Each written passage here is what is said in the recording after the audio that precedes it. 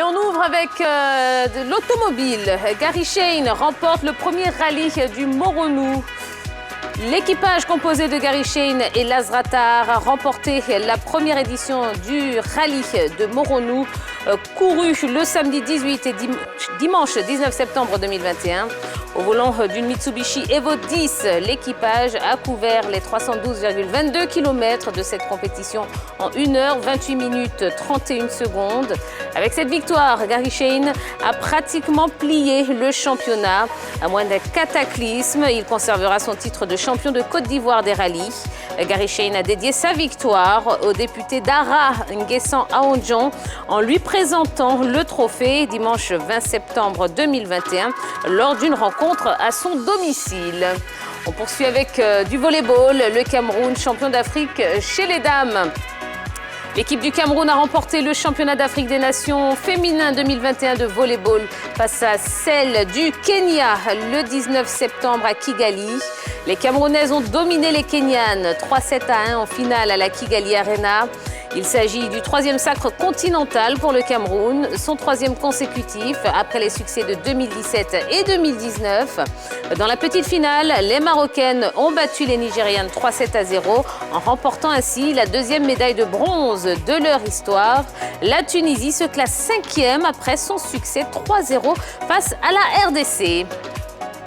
Poursuivons avec la National Cup Peipo 2021. Treichville et Yamoussoukro se partagent les trophées.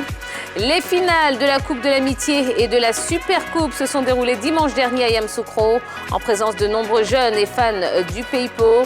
La formation de la ville haute Yamoussoukro et celle de Port-Bouët étaient aux prises pour la finale de la Coupe de l'Amitié. Un match remporté par Yamoussoukro sur le score de 1-0.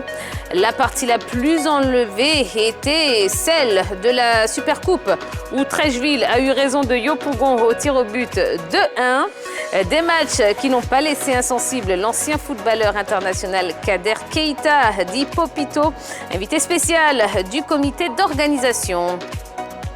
Parlons de Franck Caissier qui offre 3000 kits scolaires. La fondation Franck Caissier a procédé à la réhabilitation des écoles primaires Zibizekou 1 et 2, situées dans le village natal du milieu de terrain du Milan AC.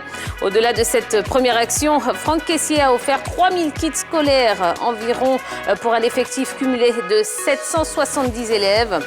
Des tables bancs et plusieurs meubles ont été également livrés au personnel enseignant. Aussi, l'équivalent de 100 000 francs CFA a été offert à chaque parent d'élèves en fourniture scolaire en ce début d'année scolaire. Une initiative fortement saluée par la chefferie de Zibizekou, les parents d'élèves et les enseignants qui ont promis en faire bon usage afin de perpétuer l'instruction à Zibizekou. Djouma Saïd a trouvé un point de chute. Libre de tout contrat depuis son départ de Koweït SC en juin dernier, Djouma Saïd s'est engagé le mardi 21 septembre 2021 avec la formation d'Al Nahda à Oman, un pays de la péninsule d'Arabie. L'international ivoirien de 29 ans connaît très bien ce club pour avoir évolué pendant 2 ans entre 2014 et 2016. Annoncé en Europe, l'attaquant ivoirien a décidé de rester dans une région où il évolue depuis 2011. Et on termine avec Samuel Eto'o. Samuel Eto'o est candidat. Oui, il est prêt à entamer une nouvelle carrière. Mardi, l'ancien buteur du FC Barcelone a officialisé sa candidature à la présidence de la Fédération camerounaise de football sur son compte Instagram. Une décision mûrement réfléchie et qui trouve ses racines dans l'amour porté par Eto'o à l'endroit du Cameroun. J'ai pris cette liberté par amour au Cameroun et par passion pour notre football. Pour moi, ce serait un privilège de servir la maison qui m'a donné tous mes titres de gloire et les honneurs dont la vie m'a gratifié, a-t-il déclaré. Eh bien, nous suivrons ça de très très près.